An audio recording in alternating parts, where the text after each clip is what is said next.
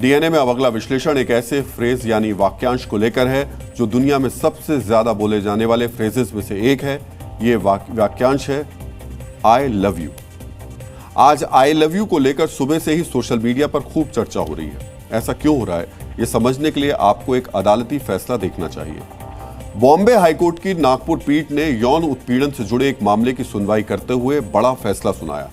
अदालत ने यौन उत्पीड़न के मामले में आरोपी एक शख्स को यह कहते हुए बरी कर दिया कि सिर्फ आई लव यू कहना यौन उत्पीड़न नहीं माना जा सकता जब तक कि बोले गए शब्दों के साथ ऐसा व्यवहार ना किया गया हो जो गलत इरादा दर्शाता हो। नागपुर के रहने वाले लक्ष्मण नरेटे पर यह आरोप था कि उन्होंने 17 साल की एक लड़की को स्कूल से लौटते वक्त आई लव यू बोला था। लड़की की शिकायत पर लक्ष्मण नरेटे को पॉक्सो एक्ट के तहत 3 साल की सजा सुनाई गई थी। इस फैसले को शख्स ने हाईकोर्ट में चुनौती दी, जिसके बाद यह कहकर उसे बरी कर दिया गया कि सिर्फ आई लव यू कहना यौन उत्पीड़न नहीं है, स्पष्ट इरादा जरूरी है।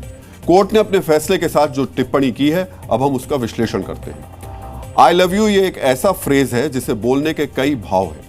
एक बच्चा अपनी माँ को प्यार से आई लव यू बोलता है। इस प्यार में एक मासूमियत होती है। एक माँ के लिए अपने बच्चे से प्यार सबसे पवित्र होता है। पति पत्नी भी वे एक दूसरे को आई लव यू कहते हैं। इस भाव में जिंदगी भर एक दूसरे के साथ रहने का कमिटमेंट होता है। एक प्रेमी अपनी प्रेमिका को भी आई लव यू कहता है। यह प्यार का इजहार होता है। लेकिन आपने कभी कभार देखा होगा, कई बार कुछ मन चले राह चलती लड़कियों को छेड़ने के लिए भी इस शब्द का, इस फ्रेज का इस्तेमाल करते हैं, गंदे इशारे करते हैं।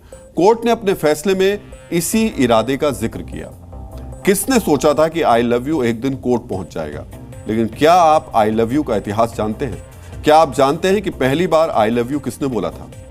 अंग्रेजी भाषा में लव शब्द का सबसे पहला उपयोग लूफू या लियोफ के रूप में 1100 ईस्वी में आता है। अंग्रेजी साहित्य में 1300 ईस्वी में किसी को प्यार करने का जिक्र पहली बार मिलता है। लव शब्द को 1860 के दशक में ऑक्सफोर्ड डिक्शनरी में जोड़ा गया था। लेकिन यह माना जाता है कि अंग्रेजी गानों की वजह से आई लव यू आम बोलचाल की भाषा में आया। 10% अंग्रेजी गानों में आई लव यू का जिक्र होता है। एक सर्वे के मुताबिक 33% अमेरिकी हर दिन कम से कम एक बार आई लव यू बोलते हैं। यानी 100 में से 33 अमेरिकी नागरिक हर दिन में एक बार आई लव यू बोलते हैं। आई लव यू यूं तो प्यार का इजहार करने के लिए कहा जाता है, लेकिन कई बार इसका इस्तेमाल कुछ इस तरह किया जाता है कि मामला कोर्ट तक पहुंच जाता है। जी न्यूज़।